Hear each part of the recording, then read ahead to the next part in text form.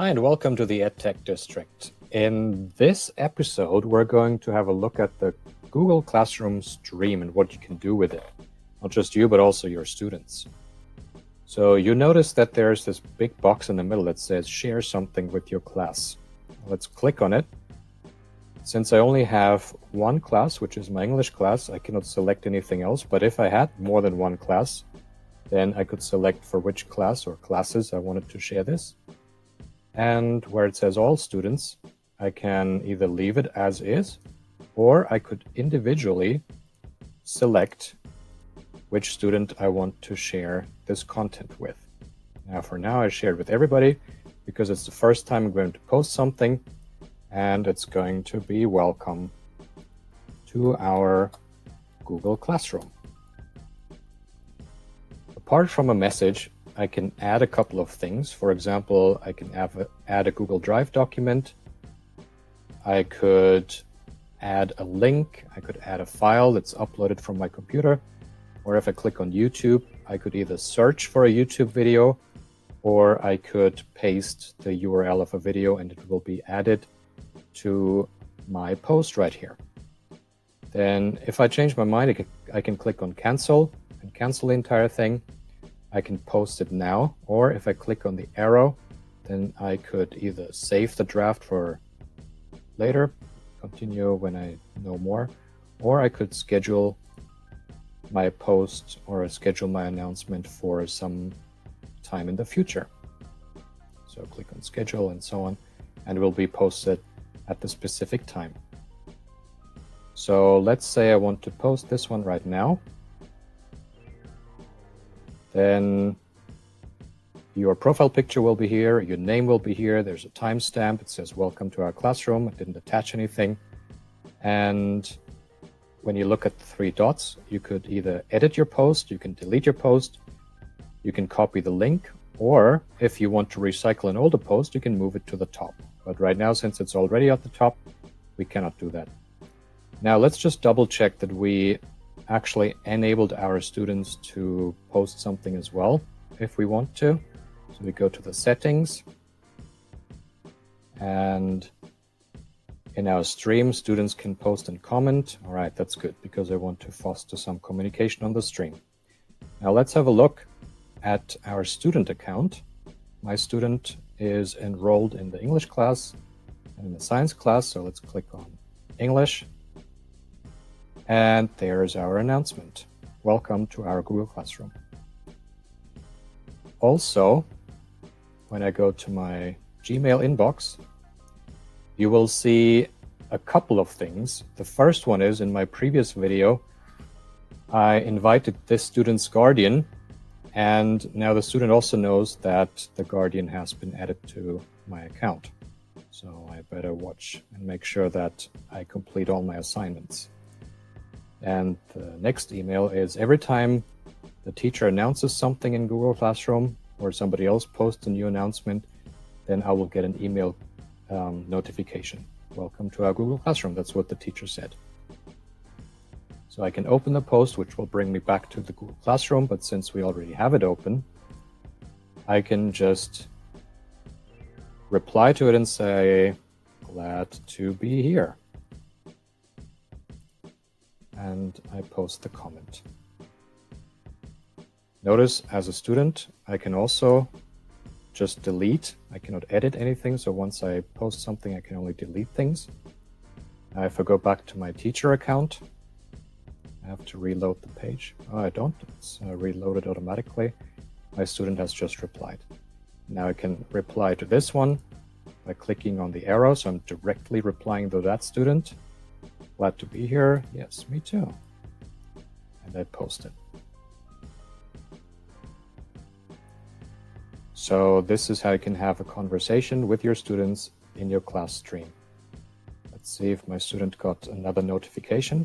Yes, there's an email.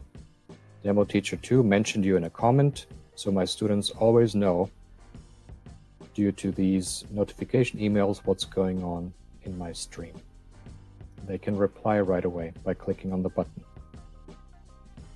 Now you can see I've just started a conversation and already my student has received 2 emails, and every time something else comes up, there are going to be emails, and this is just one Google Classroom. Now imagine if a student is enrolled in many different Google Classrooms, they are very quickly overwhelmed by all these emails. So what you can do is you can tell your students that they have the option in their Google Classroom, and they click on the hamburger menu under settings, they can choose which and how many comments they would like to receive. So they could choose, for example, only the work related items, or everything. That's really up to them, but that's one way to avoid clutter. So let's go back to our English class. And this is basically your stream. Now, since we have given our students access to the stream as well, or we allowed them to post things on the stream, they can also share something. So as a student, I can only share it with my class. I don't have that many more options. So I say just hello, how's it going? What I can add is a Google document, a link, a file, and a YouTube video, just like the teacher, and I can post it. If you remember, a teacher can schedule it, and a teacher can save the draft, but a student can only post something right away or cancel if they change their mind. So let's see if we post it as the student. Then the picture shows up.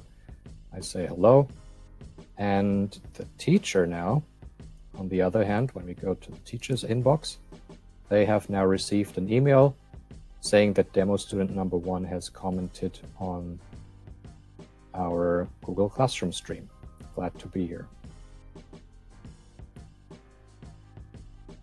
Going back to our teacher account, you can see that after the student has posted the announcement, we have another message saying stream was updated. Okay, we want to show the updates. And here's the post by our demo student. I can also reply to this one, and I click on the 3 dots. I could delete the post. I can copy the link to the post, or I could mute the student so the student cannot post anything anymore. Maybe let's just do that, try and see what happens. I mute demo student number 1. They can still submit work. Other students won't see it. They cannot reply to classmates' work, and they cannot comment or post. All right, we also want to delete this one, and we mute this student for now. So the post has been deleted. Let's go back to the student account, and we reload the page. Let's try to post something. My post is gone, and I don't have that box anymore that allows me to post things. So I'm muted. I cannot do anything anymore. I cannot reply to anything, I cannot post anything. So that's one way to stop communication. If you want to enable that student to post things again, then you go to your People tab, and you can see demo student number 1 has an icon that says that the student is muted. Now, if we want to unmute the student, then we have to tick the box to select the student, click on Actions, and unmute. Then Google Classroom tells us that now they will be able to comment and post again. They will be able to submit the work and reply to classmates' work and so on. So we unmute the student and give them the permission to post announcements. We go back to our student account and reload the page. Then I didn't even have to reload. I just see we have the box here right away. So I can share something again, and the reply function is back as well. So this is how you manage communication in the class stream in your Google Classroom.